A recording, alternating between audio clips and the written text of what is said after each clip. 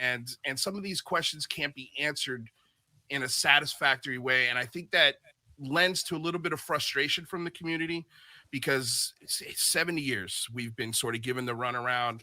We've been lied to, we've been tricked, and it's not fair to paint the government with this broad brush, and you are part of that broad brush painting, and it sucks. And I hate when that happens, but that's what's happening, I think, a lot with some of these detractors and these folks that are coming at you with everything they have for whatever their reasons are.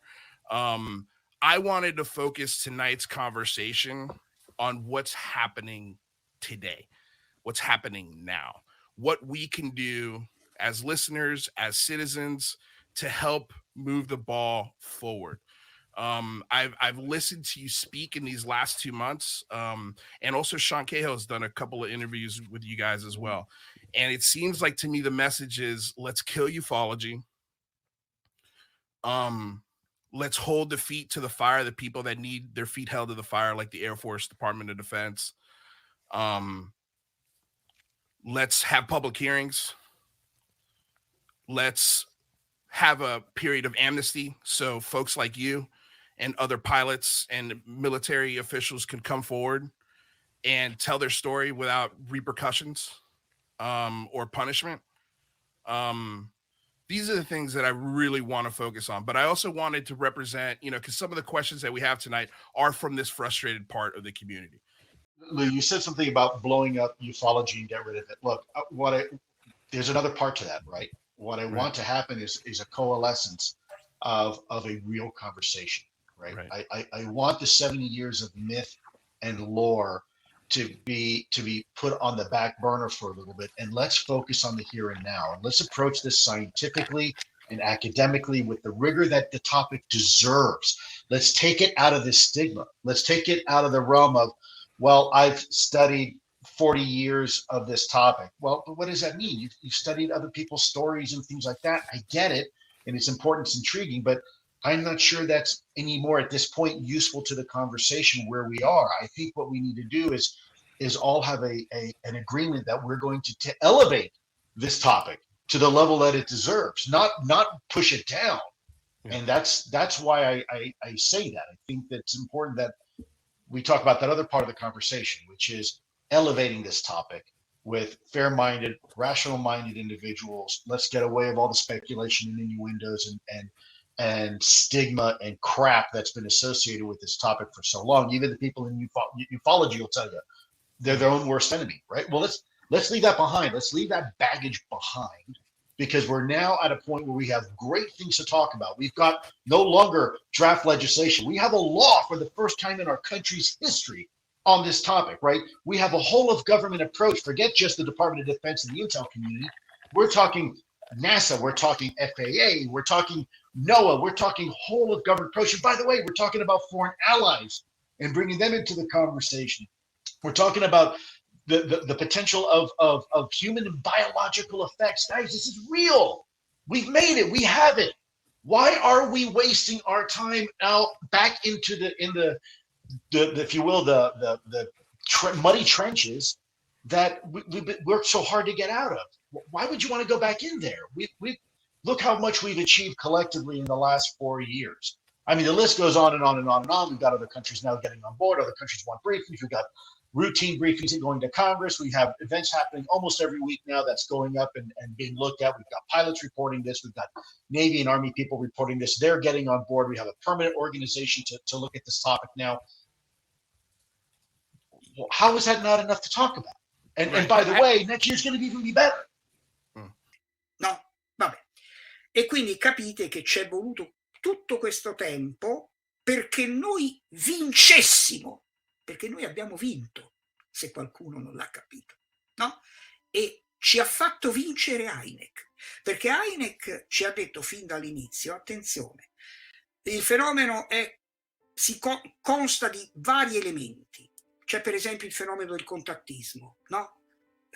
Molte volte si tratta di bufale, molte volte si tratta di truffatori, molte volte sono cose inconsistenti. Ma attenzione, non abbiamo l'autorità a prioristica di dire che è tutta una sciocchezza. Tutto va investigato, tutto va verificato, tutto va confrontato. e magari qualche cosa lo possiamo anche tranquillamente salvare e mettere lì, perché un giorno magari ci servirà per capire meglio altre cose. Il fenomeno dei rapimenti? Sì, se ne parla, apparentemente sì, c'è, ma attenzione, perché in buona misura è sicuramente legato anche qui a cose non verificabili e in buona parte dovute anche a fenomeni borderline che probabilmente con la realtà effettiva del fenomeno UFO come in realtà è, c'ha poco a che vedere. Ma anche qui non ci possiamo permettere il lusso di buttare tutto via perché non lo capiamo. Quindi anche questo va studiato, va preso, va messo lì e domani va comparato. E questo è il modus operandi corretto. È porsi di fronte al fenomeno, analizzarlo, conoscerlo, asetticamente il più possibile, per avere domani eventualmente delle risposte. Anche se magari le risposte non le daremo noi, magari le darà qualcuno dopo di noi. Ma quel qualcuno dopo di noi che le darà perché noi gli avremo messo in mano gli elementi per poter dare la risposta. Go ahead, Michael. Yeah. So you recently spoke to, and this is kind of fascinating, you spoke to Christina Gomez, and one of the things that you mentioned when you were chatting with her was that while in ATIP, you did some experimentation when it came to not only predicting UAP, but attempting to lure UAP. And obviously, you mentioned that you can't talk about that specifically, but I'm curious what advice you would give to either government agencies or independent scientists like Avi Loeb when it comes to ways to do exactly that, to lure UAP. Look, what I will share with you is I think we're a lot further in our understanding than we were even 10 years ago, in being able to set up a situation to potentially track these things. And I really can't go into a lot of detail, but there's been some people who put out publicly what they think it was. They're pretty accurate. They're in fact spot on in some cases. I just can't really discuss it right now. My hope is to address that and do it in a legal way where I can actually talk about that. Maybe in my book, where I can get a chance to go through the proper legal channels and say, look, boom, here's what I meant by that. So.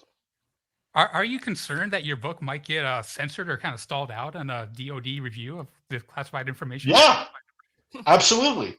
You're damn right. Me too. Me too. Okay, this is a question that's come up quite a But bit. wouldn't that be confirmation in itself, rather? If I mean, it depends if we ever get it here, right? If let us I- know how look, it goes, if please. the government says don't say this, this, and this, and this, well, that's should be a pretty good indicator for you. But we wouldn't know that they would, right? If they said don't tell us this, we would never know what that it was. Not being would told. we? Right. Next question. You'll tell. Fair All enough. right. All right. Io sono nato nel 1944, mi ritengo sufficientemente fortunato perché quello che ho visto nella mia vita, poche persone sono state caratterizzate dal nascere in una generazione come la mia che ha visto tutto quello che è avvenuto in questo arco temporale nella storia umana. Quindi dovrei essere anche per certi aspetti gratificato. Nonostante questo però io temevo di non vedere nell'arco della mia vita l'ammissione della realtà degli UFO tout court, come in realtà c'è stata nel 2021. Quindi vedete che se anche uno non si aspetta che poi le cose avvengano in un certo modo, non si può mai dire mai. Bisogna andare avanti seriamente, concretamente, indagando, studiando, leggendo. Questo bisogna avere. E chi non ha l'umiltà intellettuale da capire che deve impegnarsi seriamente per ottenere dei risultati congrui e adeguati, non farà molta strada. Questo è non solo in ufologia, è un po' in tutto. Quindi diciamo che tutti noi abbiamo bisogno effettivamente non solo di un mentore, e Hynek può essere sicuramente il migliore, ma abbiamo anche bisogno di un impegno, di un'abnegazione, di una determinazione che lui aveva e che a noi ce l'ha insegnata, no? Ma sta a noi cercare di insegnarla agli altri. Solo che il mondo è cambiato e purtroppo non è cambiato in meglio. Ahimè, devo dirlo, non è cambiato in meglio, perché a livello umano la gente è molto molto meno disponibile, diciamo, a certe cose di quanto non lo fosse un tempo. Questo è molto molto triste, ma purtroppo è così. Però c'è anche da dire che la qualità è una cosa e la quantità è un'altra, e per crescere bisogna fare esperienza. Fare esperienza significa poi saperne sempre di più, capire sempre di più, e questo poi ti allarga, come dire, la coscienza e la conoscenza. Questo è un po' quello che Hynek ci ha insegnato, e devo dire, oggi più che mai la sua visione delle cose è estremamente d'attualità, è estremamente d'attualità. Non dobbiamo considerarlo un feticcio, no? Ma una pietra di paragone.